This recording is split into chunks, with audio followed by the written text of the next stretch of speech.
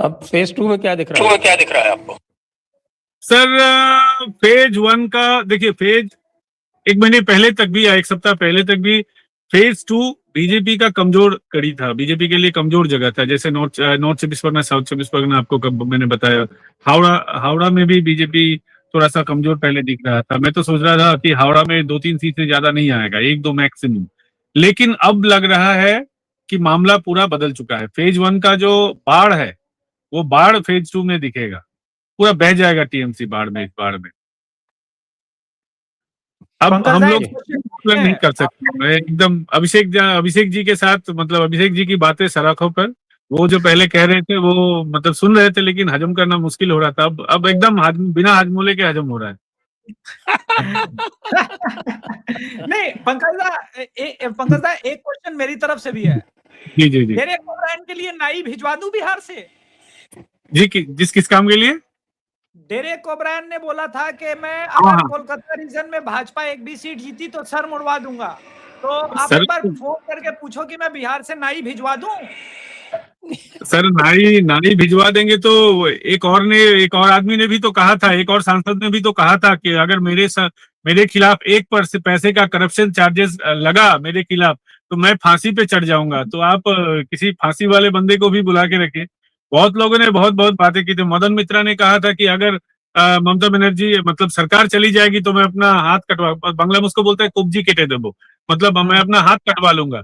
तो हाथ कटवाने के लिए भी, सर्जरी करवाने के लिए कोई डॉक्टर भी चाहिए होगा। बहुत लोगों ने बहुत कुछ बोला है। तो अब तो वो तो गलत साबित होंगे। It's a matter of time just. अब तो 4 तारीख बस शाम की बात है, 4 तारीख शाम तक सब क्लियर हो जाएगा। और इस बार पहली बार हुआ है बंगाल में रात 9 बजे तक चुनाव हुआ है, ये भी एक बहुत बड़ी बात है। रात 9 बजे तक? जी रात 9 बजे तक चुनाव हुआ। पहली बार पुलिस ने ईवीएम को इधर उधर करने की कोशिश की, लेकिन एक ईवीएम इस बार उन लोगों ने इधर उधर नहीं कर पाया। हम लोग जब 5 साल से हम लोग बोल रहे थे कि ईवीएम यहाँ पर इधर उधर हो जाता है, लोग बोलते हैं अरे ये कैसे होता है, ईवीएम कैसे इधर उधर होगा, ईवीएम तो स्ट्रांग रूम में रहता है।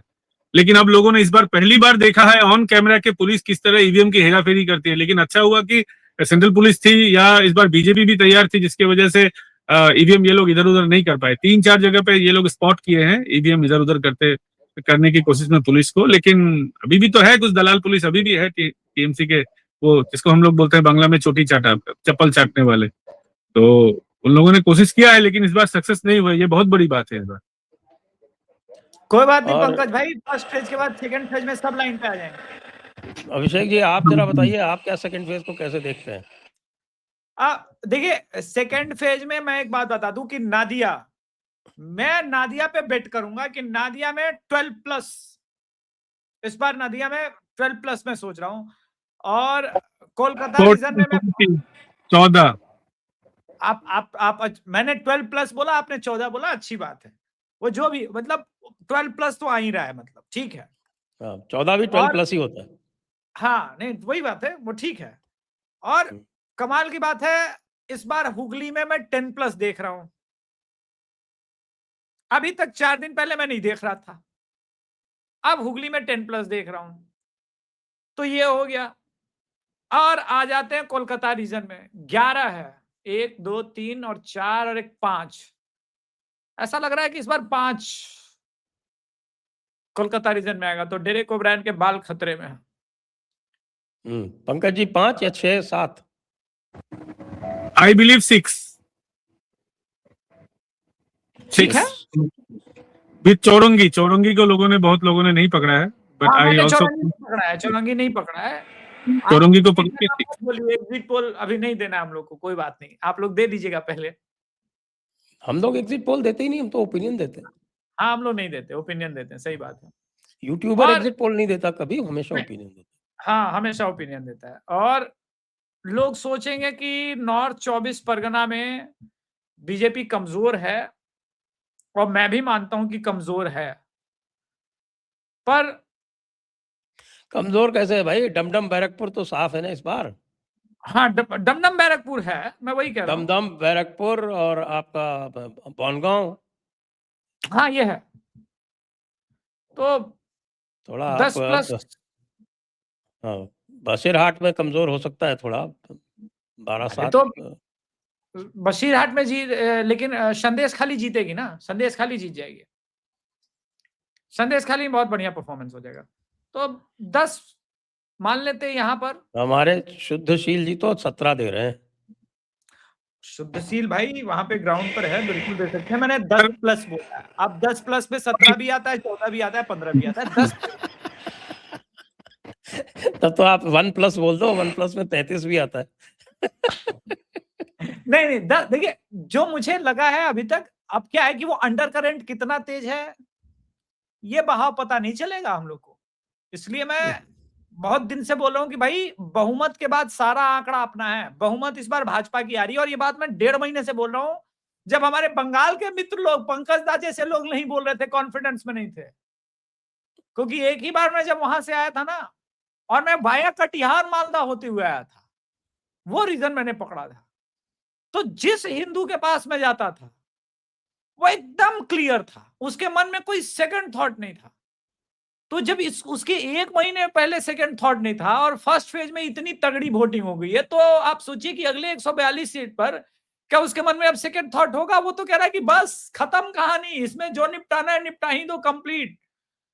तो देखिए क्या होता है अब। जी पंकज जी, आप क्या कह रहे हैं नॉर्थ के बारे में? सर नॉर्थ 24 परगना में इस बार रिजल्ट काफी अच्छा होगा। मेरे हिसाब से 17-18 आना चाहिए, क्योंकि बोशीरहाट सब डिवीजन में मैं एग्जैक्ट सीट पकड़ के आपको बताता हूँ। संदेशखाली, हिंगलगंज और बोशीरहाट उत्तर, ये 3 सीट बोशीरहाट से आना चाहिए कम से कम। बनगांव में भी बहुत, बनगांव में सर टीएमसी दिखेगा नहीं आपको। बनगांव में पूरा बनगांव एकदम, वहाँ वो मथुआ बेल्ट है और SC/ST बेल्ट है, वो तो पूरा एकदम वहां से टीएमसी खाता ही नहीं खुलेगा बनगांव में इस बार। और बारासात सब डिवीजन में अगर आए, जो मतलब जिला का केंद्र है, वहां भी बारासात और आपका हावड़ा, जहां से ज्योतिप्रिय मल्लिक अरेस्ट हुए थे, और ये दोनों सीट वहां से आएगा। कम से कम बारासात में कम से कम 2 सीट, और बैरकपुर में 1-2 से ज्यादा टीएमसी को सीट नहीं मिलेगा, और दमदम रीजन में दमदम और बरानगर सीट सब मिला के सर टोटल सर 17-18, 15 से ऊपर 17-18 तक। हाँ 17-18 रखिएगा आउट ऑफ 30। हाँ 33 में से 17-18 तो आना चाहिए, कम से कम 15 से नीचे तो एकदम नहीं। ओके। और साउथ 24 परगना में सर वहां पे थोड़ा सा मुझे डर लगता है कि वो थोड़ा सा खराब होगा अभी तक।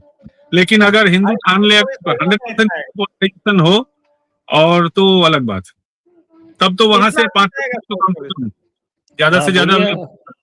अभिषेक जी कुछ बोल रहे हैं? मैं बोला साउथ 24 परगना में इतना सीट आएगा 0। हाँ ये हो सकता है, 0 भी हो सकता है, 0 से 1, 1 से ज्यादा तो मैं भी वहां पे 2-3 से ज्यादा नहीं पकड़ रहा। वहां पे एक्चुअली आईएसएफ के साथ फाइट है, आईएसएफ के साथ टीएमसी का फाइट है वहां। नहीं, कांग्रेस भी अच्छा लड़ रही है बद्दू, कांग्रेस भी अच्छा लड़ रही है। लड़ रही है, लेकिन कांग्रेस के पास वो वोट बैंक नहीं है जो आईएसएफ के पास में है। आईएसएफ पूरा एकदम नाराए तकबीर का वो ऐलान करके वहां पे चुनाव करवाती है। हाँ बिल्कुल बिल्कुल, वो ठीक है। उनका स्लोगन है नाराए तकबीर, जिसकी वजह से मैंने तो सुना है कि भाई इस बार जो कोलकाता के आसपास वाला जो एरिया है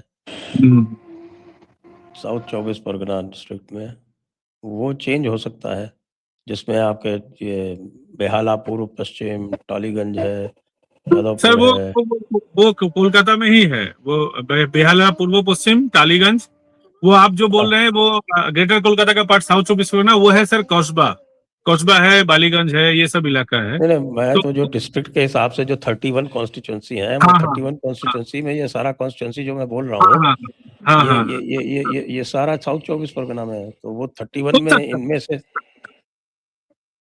हो सकता है, होने को सर इस बार कुछ भी हो सकता है, क्योंकि इस बार पुलिस ममता बनर्जी के साथ नहीं है। ममता बनर्जी का सबसे बड़ा 2 एसेट था, एक पुलिस और एक आईपैक अभी दुबक के काम कर रहा है, वो एकदम खुल्ला काम भी नहीं कर पा रहा। आईपैक करता क्या था? आईपैक तो पूरा मैनिपुलेट करता था पुलिस के साथ, पूरा इलेक्शन प्रोसेस में वो घुस जाता था।